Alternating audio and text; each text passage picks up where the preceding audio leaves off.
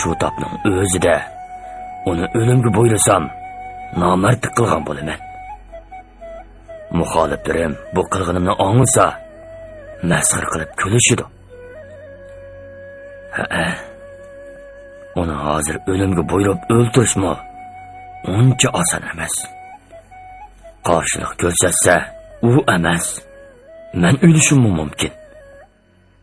Chunki navkarlarim Heylada yo'lbos o'ltirgan bu bahodir azmatga tig' ko'tarib chiqishga jur'at qila olishim notoyin. Shu topda uning yenidagi qurol yaroqlarni tortib idishning texi o'rni yo'q. Qandoq qilsam bo'ladi ekan tang? Mirza Ulug'bekning amal topolmay titit bo'lgan siri ko'nglidagi vahimasi kuchayib ketgan edi.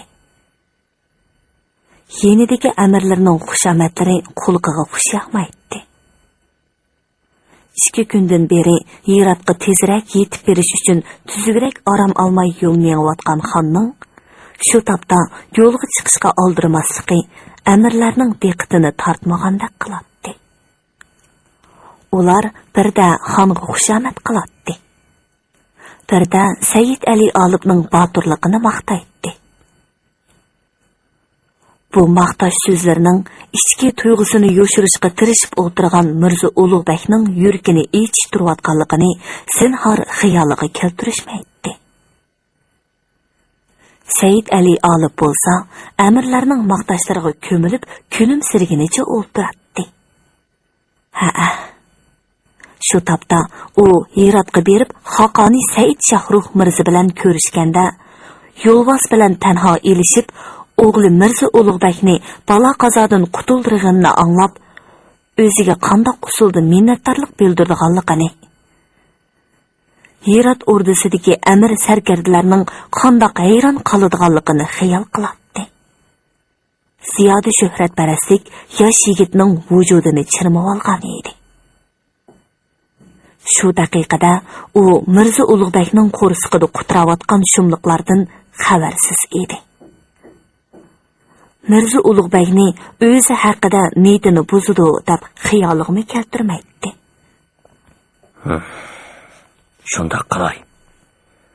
Undan boshqa chora yo'q.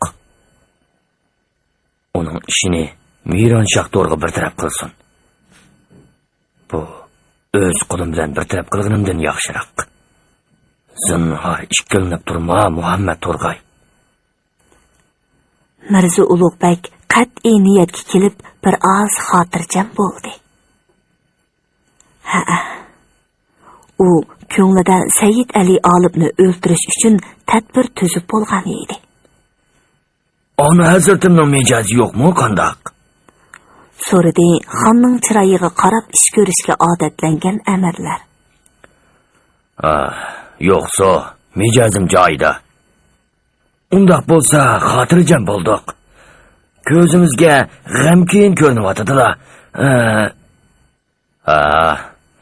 Baya yo'lbos tersini padari buzurgimizning huzuriga sovg'at qilib opirdiganning gap chiqib edi. Xon otamga tayyorlagan mo'yin bir sovg'atni elib olishni unutib qolganligim to'yuqsiz esimga kelib qoldi. Shuncha yo'lni besib bo'lganda orqamizga yenishimizning texi o'rni bo'lmasa, qanday qiladigan ishken? Shu ishga beshim qaytib qoldi. Undoq bo'lsa, darhol Samarqandga chaparman Mang'uzayli. Ilib orqamizdan yasson. Dedi amirlardan biri aql ko'rsatib. Shundoq qilsak-ku bo'ladi. Biroq u bakmi qimmat bog'liq narsa edi. Uni bir muncha navkarlar bilan qo'g'dab ilib kelishni ancha loyiq ko'rmadim.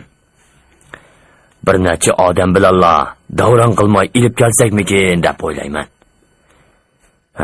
Biroq bu oson ish emas. Hammalarga ma'lumliq. Samarqand bilan Hirot oraliqida o'g'ri qaroqchilar to'la. Undoq bo'lsa, Amirzodi Said Ali Olibni Samarqandga avazsa qandoq bo'lar? Dedi amirlardan biri. Baya Amirzodamning bahodirligini hammaylan o'z ko'zimiz bilan ko'rdik. Meningcha, bu ishning o'disidan faqat Amirzodamni chiqa oladi. Bu dal Mirza Ulug'bekning ko'nglidagi gap edi. Muhim ishning o'zining zimmasiga yuklanib qolishidan, ya'ni kelib oldi-keyniga mengib o'shiqdan o'shiq yo'l azobi tortishdan. Eng muhimi, esil sovg'atni qo'g'dab kelolmay, qaroqchilarga tortqizib qo'yib, xonning g'azabiga uchrab qolishdan ansirgan amirlar bu taklifni bir eg'izdan qo'llashdi. Amirzodamga jafo silib qo'yarmizmikin?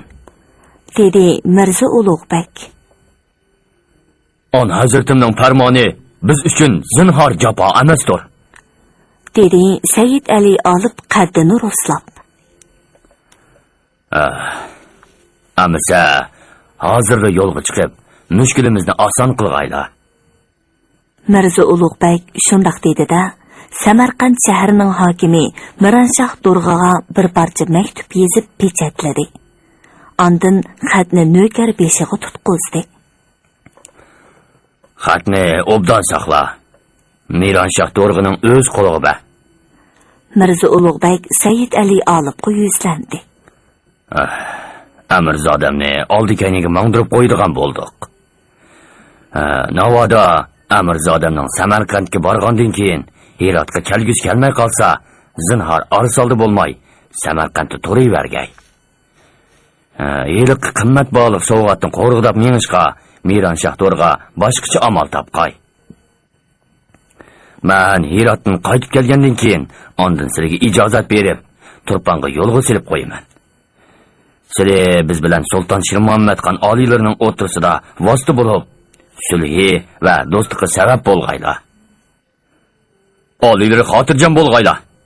Sovg'atni cho'qim o'z qo'lim bilan ilib kelaman. Dedi Said Ali olib.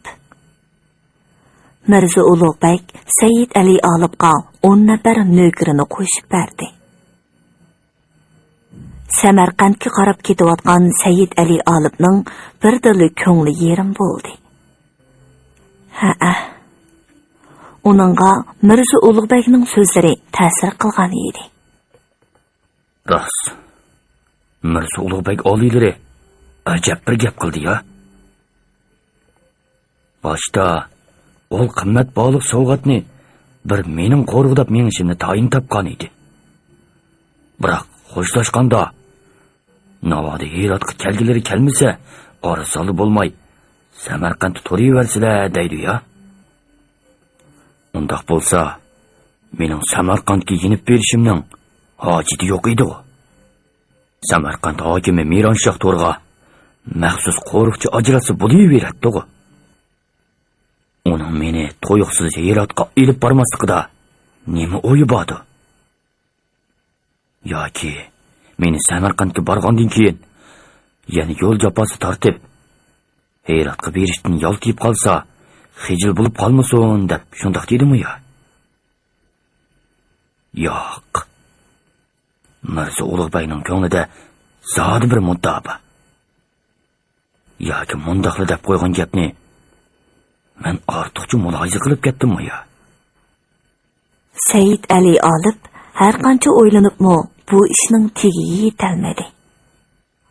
U Mirza Ulug'bekning Samarqand hokimi Miranshah Durg'aga yozgan xatida Said Ali olib Samarqandga borgan hamon tutib qamoqqa ilinglar deb farmon berganligini zinhor xayoliga keltirmaydi. Lekin Mirza Ulug'bekning tuturuqsiz sabablar bilan o'zini tang yo'ldan Samarqandga qaytarayotganligiga ko'ngli yerim bo'lgan edi. Yo'l bo'yi bir xil gumon ko'nglidan faqatla neri bo'lmadi. Tuyg'unlari uni Samarqandga bormaslikka undaydi. Bo'ldilar. Nemochi ishimga elib ketaman. Aslida Mirza Ulug'bek bilan billa safar qilishga royim yo'q edi. Yo'l bo'yi uni o'ltirib yetishni pat-pat xiyol qilib turib, oxirgi hisobda o'limdan qutuldirib qolganim qiziq. Balki u menga shuncha bo'la ishinib, ko'nglini yaqin tutqanligi uchun ko'nglimdagi shayton vasvasasini, o'ch adovatni besib olgandiman. Shundoq sana ishinib do'stlik qo'lini sungan odamga niyatini buzish albatta nomardning paylidir. Balkim yaratgan Alloh egam mening bunday qilishimni ravo ko'rmagandir. Mirza Ulug'bekmi mardlikning qandoq bo'ladiganligini tushunib ketgandir. Endi uning orqasidan bormag'inim tuzukmikin. Hirat ordusida menga nima bor? Xaqoni Said Shohruh Mirza kimim edi? Mening borar joyim Mo'g'uliston ordusi, Turpan taxtigoyi. O'l dargohda kech-kunduz yo'limga talmirib turgan bog'am, momam, ota-onam, qarindoshlarim bor. Mirza Ulug'bek Hiratning yongandan keyin ondan Turpanga qaytishlariga ijozat berman deydi texi. Uningdan ko'ra shu yerda ijozat bermas bo'lmasmidi? Mirza Ulug'bek Hiratdan qachon yonadi? Hiratdan yonig'icha qandoq tushlarni ko'rib, ko'nglidan qandoq xiyollar kechadi? Rostilla Turpanga qaytishimga ijozat beramdi yo'q? Xudo o'zi biladi. Navoda niyatidan yenib olib, yana qamoqqa olsichu. Buningga bir nima deb bo'lg'ili bo'lmaydi. Uningdan ko'ra qechib ketsam-chu. Turpanga qaysi yuzim bilan yolg'iz yanarman? Baba buzurkim, Sibiba onam, qani kelinchikimiz deb so'rsa, nima derman? Zaynab bibini haramdan bulab qochqir bo'lsaydi kashki. Lekin Samarqandda menga ko'maklashib beradigan birma odamim yo'q. Turpandan billa ilib kelgan navkarlarimning holi nechuk? Bunisi noma'lum. Taqdir iroda shundoq o'xshaydi. Eng yaxshisi Samarqandga berib bo'lguncha paytni tepib qechib ketay. Said Ali Olibning xiyoli cho'nqurlashgan siri qechib ketish orzusi shuncha kuchayib ketgan edi. Shuning bilan ular Samarqandga yetib kelib bir qo'nalg'uga tushkun qildi. Said Ali Olib nökerlarning xizoya bo'lib, Samarqand hokimi Miranshah Do'rg'iga xabar yetkazgili ketgan vaqtidan foydalanib, qo'nalg'udan chiqib qechib ketdi. Miranshah Do'rg'ining lashkarlarini boshlab kelgan nökerlar uning qo'nalg'udan chiqib ketganligini bildi. Nökerlar uni ani kelib qolar, mani kelib qolar deb xeyli saqlashdi. Said Ali Olibning qechib ketganligini bilib, ahvolni Miranshah Do'rg'iga ma'lum qilish uchun yana darhol chepishdi. Said Ali Olib otliq kech-kunduz to'xtamay yo'l yurib, Toshkentga kelib olib, sal xotirjam bo'ldi. Minib olgan etining yana yo'l mang'udek holi qolmagan edi. Shuning bilan otni tashlavatida kishilarning diqqatini tortib qo'ymaslik uchun jahon kezdi qalandarlarga qo'shilib safarni davomlashtirdi.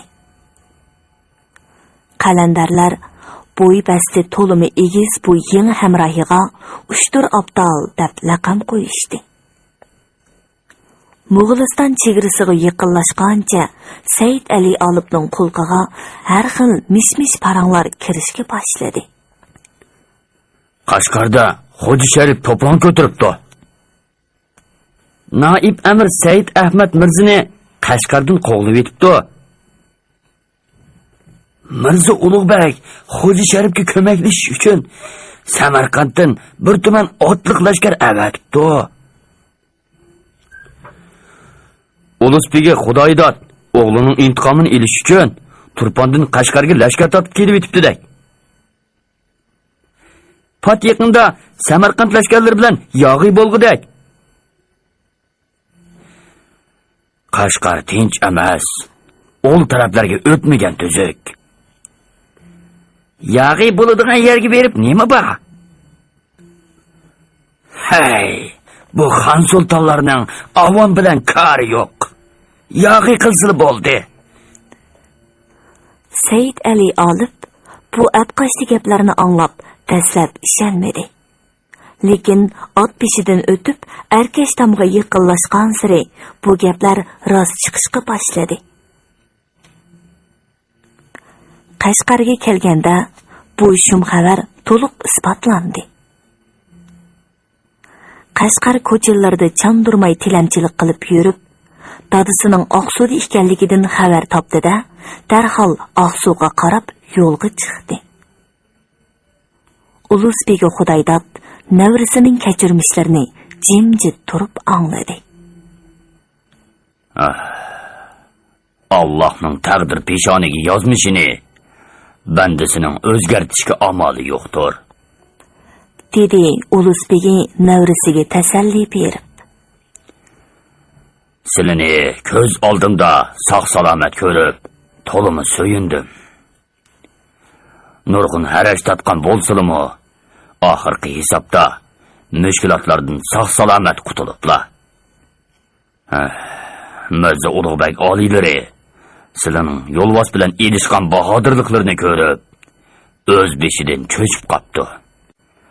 Shunga sizlar bilan Hirot safarini davomlashtirishga ro'yi bormay, ashundoq bir sabab ko'rsatib, tang yo'ldan Samarqandga qaytirgan gap. Aqllarni ishga bo'yrib, qechib kelganliklari qo'yma yaxshi ish bo'ldi. Navoda Samarqandga borgan bo'lsalar, gap so'zsiz yanada tutqunlikqa asir bo'ladilar. O'l chog'da bol vatanga yonmoqlari ba'zi mushkul bo'ladi. Mirza Ulug'bek Qashqarni qo'lida mahkam tutib turish uchun sizlarni tutqunlikdan hargiz ozod qilmaydi. 8-anglatish. Mirza Ulug'bekni o'ltirib atmaganimga pushaymon qilyapman, dedi Said Ali olib. Hirot safarida uningga har qachon qo'l sola olishim mumkin edi. Texi oshi oti dushmanimni o'limdan qutuldirib qoptiman deysizlar. Zinhor bunda xiyolda bo'lmaslar, aziz o'g'lim, dedi Ulusbegi. Har banda qilgan gunohining jazosini tortmay qolmaydi. Zaynab bibining Ulug'bek harmiga berib qilishirga birinchi gunohkor Andijon amridir. Ham shundaqla marhum otalarning beshiga kelgan qismatlarining tunji sababkori Tuzkur Xo'ja Sharifdir. Navoda siri Mirza Ulug'bek oliylarini o'ltirib atgan bo'lsalar, ikki el o'tirsiga yig'ishtirib bo'lg'isiz nizo, adovat urug'ini chashqan bo'ladilar. Hamda bu ish sizlarning bahodirlik fazilatlariga nuqson yetkazadi. Chunki Hirot safarida sizlar tutqun emas, Mirza Ulug'bekning safardosh hamrohi bo'lib minibdilar. Demak, Mirza Ulug'bek sizlarga do'stlik qo'lini sunibdi. Do'stlik izlab sunilgan qo'lni do'stlik mehri bilan siqish kerakki, zinhor qilish takkuzgilik emas. Bunda qilish to'g'ri yurak nomardning ishi. Buvisining nasihatlariga Said Ali olib ancha qoyil bo'lmagan bo'lsa-mu, adab yuzsidan lam jim demadi. Arini birpas sukut bosdi. Hamda saqlab o'ltiravermayli, dedi Said Ali olib xiyoldan bosh ko'tarib. Farmon tushirsa, darhol Qashqarga lashkar tortayli. Qashqardan Samarqand lashkarlarini qo'g'lab chiqarib, Batniyat Xo'ja Sharifni tutib, jannat makon otamning xun qisosini olayli. Zinhor oldirmag'ayla amirzodam, dedi Ulusbegi barmoqlari bilan soqolini tarab turib. Fazillar ig'irlik, rahmonlik, yengillik, shaytonlik debdikan. eg'ir biziqlik bilan obdan o'ylanib ko'raydi. Otimira suyurg'onliq zaminimizni boshqalar allaqachon egilib olgan tursa, yana o'ylanib o'ltiramdiq. Aga gapimga quloq solsizlar. Sizlarning o'rdining ishki ahvolidan toza xabardari yo'q. Şol tapda Şahzada Uvaysxon o'rdidan chiqib ketib, Sultan Shirmuhammadxon oliylariga qattiq tahlika selayotidu. O'rdida osoyishlik qolmadi. Xon oliylarimi bizga ishonmas bo'lib qoldi. Mirzo Ulug'bek bo'lsa, Tuzkur Xo'ja Sharifning arzimas taklifini bahona qilib, Qashqarda tuman kishlik lashkar turg'izib oldi. Hozir Qashqarga lashkar tortsak, ol Samarqand lashkarlari hargiz bir yonda qarab turmaydi.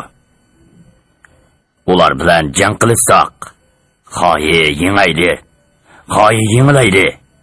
O'xshashda biz ziyon tortimiz. Chunki ularni yengib olsak, Mirzo Ulug'bek texmi ko'p lashkar avatishi mumkin.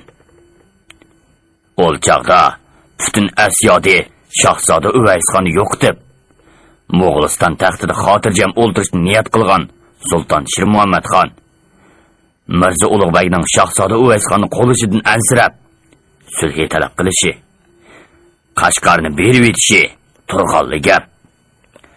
Navoda Qashqardagi Samarqand lashkarlaridan yengilib qolsak, Sulton Shirmuhammadxon "Men sizlarni Xo'ja Sharifni jazolashga avatgan, Samarqand lashkarlari bilan jang qilishga avatmagan. Ortiqcha jang qilib, qo'shinni chiqimdor qildinglar" deb bizni gunohga jo'rishi mumkin. Hech bo'lmagandimi, o'rdida obro'yimiz to'kiladi. Demak, Sulton Shirmuhammadxon oliylarida ishonch yo'q. Uning bizga bo'lgan ishonch qo'llashiga huddi qila olgan bo'lsak edik, ol chaqda kuchada saqlab yotgan lashkarlarimizni darhol Qashqarga qarab yurishga farmon tushirgan bo'lardik. Shol kunlarda xon bizga ishonmas, bizmi xonga ko'p umid bog'lay olmas bo'lib qoldik. Shunga o'zimizni obdaroq dangsib olganimiz afzal.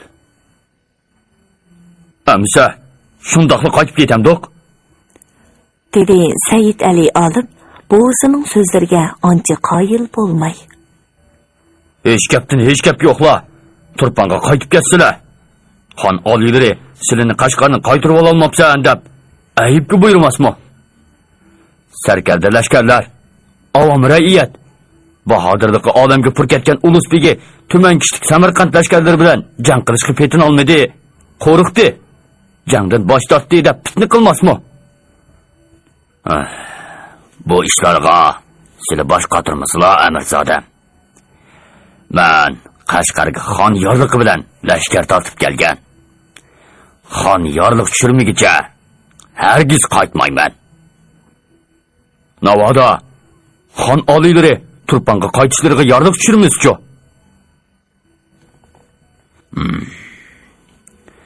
Bundoq bo'lishi hargiz mumkin emas. Xon oliylari cho'qim yorliq tushirdi. Shol tapda xon oliylari Shahzoda Uvaysxonning tahlikasidan xotirjam bo'la olmay turgan vaqtda shuncha vala lashkar bilan sirtda uzoq turib qilishimizni xohlamaydi. Demakchimanki, xon oliylari bizning Shahzoda Uvaysxon bilan birdishilishimizdan qattiq andisha qiladi. Shol sababdan barliq sarkarda lashkarlarning uy ichini turponda tutib qoldi. Ahvol mana shundoq. Xon oliylari Turponga qaytishimizga yorliq tushirsalar, hech kim bizni Samarqand lashkarlaridan qo'rqib, jang qilmay qaytib ketdi deb fitna qila olmaydi. Ammo Qashqar bir mazgil xalqning qo'lida turib qoladi o'sha. Ishqilib, men Batniyat Xo'ja Sharifdan rahmatli padarimning qisosini olmay turib, hargiz Turponga qaytmayman. dedi Said Ali olib johillik bilan. Ulusbegi navrisining chiroyiga yalt etib qaradi. Ko'zlari mehrlik edi. Navrisidan ranjiganlik alomatlarini ko'rgili bo'lmaydi.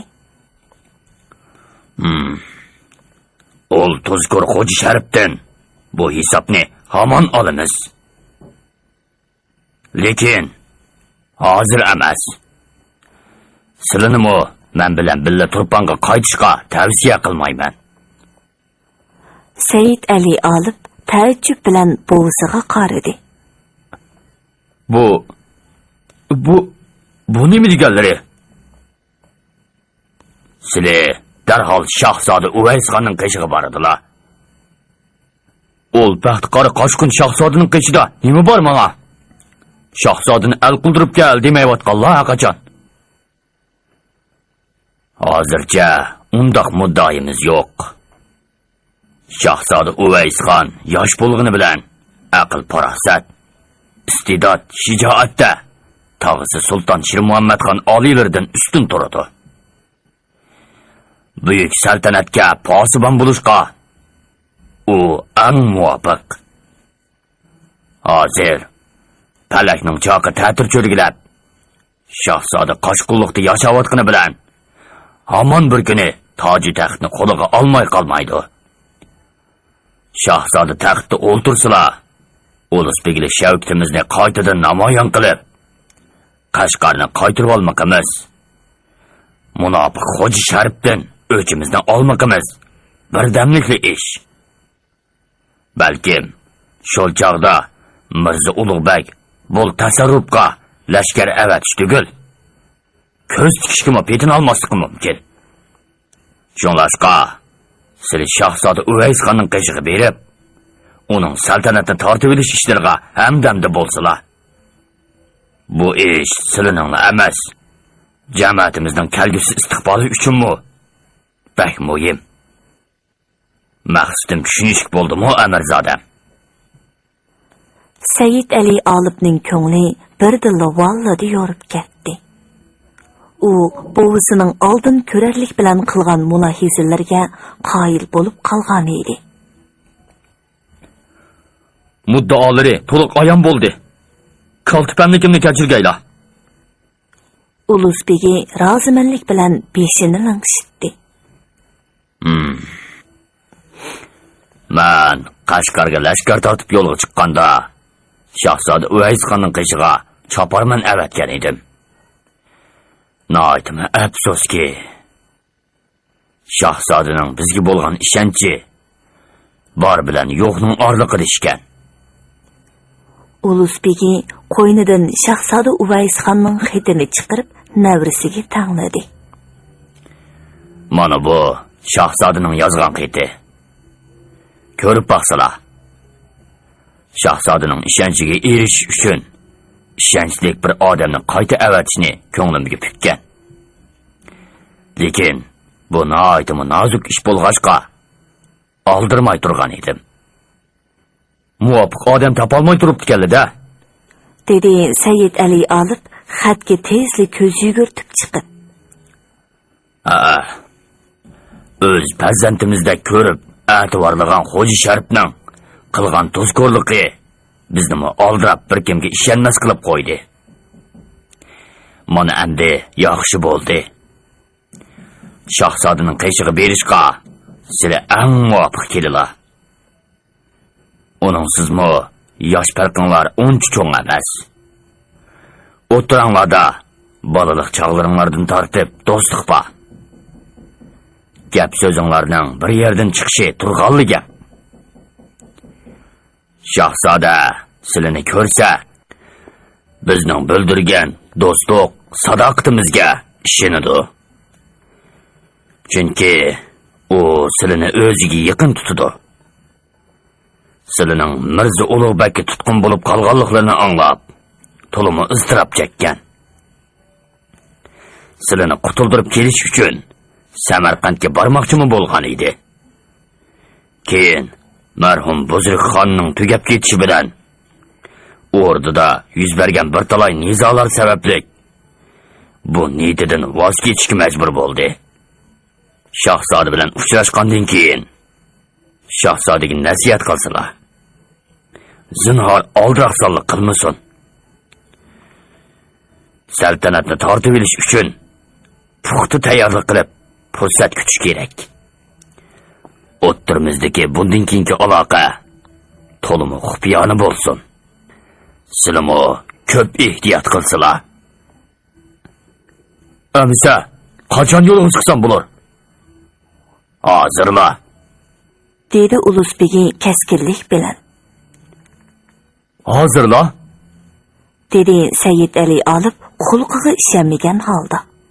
Men texi onam, qarindoshlarim bilan ko'rishmagan tursam. Shuning uchun hozirda yo'lga chiqsizlar deyapman. Sizlarning Samarqanddan qochib kelganliklarini, bizning ko'rishganimizni hech kim bilmasin. Navoda boshqalar bilib qilib, Sulton Shirmuhammadxon oliylari xabar topsa, sizlarni so'rab qelishi cho'qim. O'l chaqda mening javob bermakim tasga tushidi. Buyuk maqsadlarimiz uchun onalari, qarindoshlar bilan didorlashib fursatidan vaqtincha voz kechdilar. Sayyid Ali olib ilojsiz beshini aytdi. Shahzodani nerdan topaman? Qo'llaridagi maktubni ilib kelgan choparman. Sizlarni shahzodaning yeniga boshlab boradi. Yo'lda qattiq ehtiyot qilsizlar. Sulton Shirmuhammadxonning xufiya paydoqchilari hamma yerda bor. Turpan Mo'g'uliston xonlarining Turpanning yoz faslidagi chidg'usiz issiq havosidan daldilnish uchun yasatqizgan yer osti o'rdasi to'limi salqin edi. Tang kechigich qilgan sharobbozlik, tang otquchi qilgan ishqibozlik ta'sirida ko'zlari qizirib ketgan Sulton Shirmuhammadxon muzdek sharbatni to'xtamay so'miratdi. Shundaqdimi beshining chin qilib og'rishi usuliqi besilmay yotadi. Ikki mahram paryostiqi yo'linib yonboshlab yotgan xonning put-qo'llarini yumshoq tutib yotadi. Yana ikki mahram ikki yenida turib g'azpiyda yasalgan yelpigish bilan to'xtamay yelpiydi. Sulton Shirmuhammadxon beshining ustida sangilab turgan cho'chilik to'pchini erinchaklik bilan tortib silkidi. Shu hamon saroyning ichki sirtidagi misqo'ng'iroq sil ovozi jiringladi. Hayal o'tmay ko'z chiroy mahrambiga ikki puklanib kirib keldi. Labbay qibligohim. Siqchidimidim. Yuyundiringlar, dedi Sulton Shirmuhammadxon. Qibligohimning xizmatiga g'ulom lozimmikin, kenizakmikin? Kechidan beri o'ptali ishqibozlik qilib holidan ketgan Sulton Shirmuhammadxonning shu topda kenizaklarga zo'qi yo'qdek qiladi. G'ulomlar tayyor bo'lsin. Bosh ustiga. Mahrambegi cho'nqur ta'zim qilib chiqib ketdi. Sulton Shirmuhammadxon xonlik taxtiga o'ltirgandan beri cho'ng kichik ishlarning hammasiga xizmatkor mahramlarni buyuradigan bo'lib olgan edi. Ha, yuyungandimi xizmatkor ishlatadi. Xolisa o'zini kenizak qizlarga, xolisa oqti qilingan g'ulam yigitlarga yuyundiradi. Hayal o'tmay saroyga mahrambegi yana puklanib kirib keldi. An hazratimga ma'lum bo'lg'ay. Muncha tayyor bo'ldi.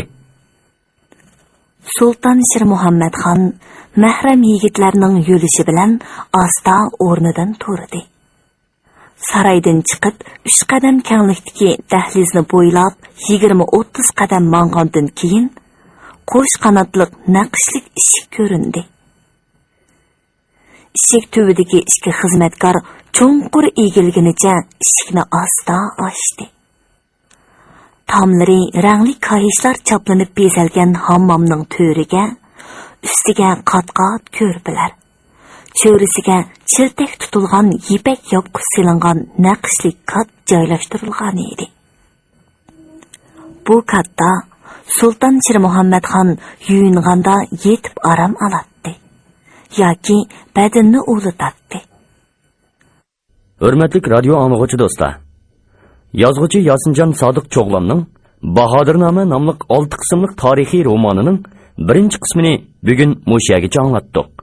Davomini atki programmamizda anglag'aysizlar. Aqsudan ayg'oq keldi anazirsin. Boshlab kirsinlar. Darvoza oldida lolmisaydak yetib olmay, O'lisligining xos mahramlarining iziga tushish.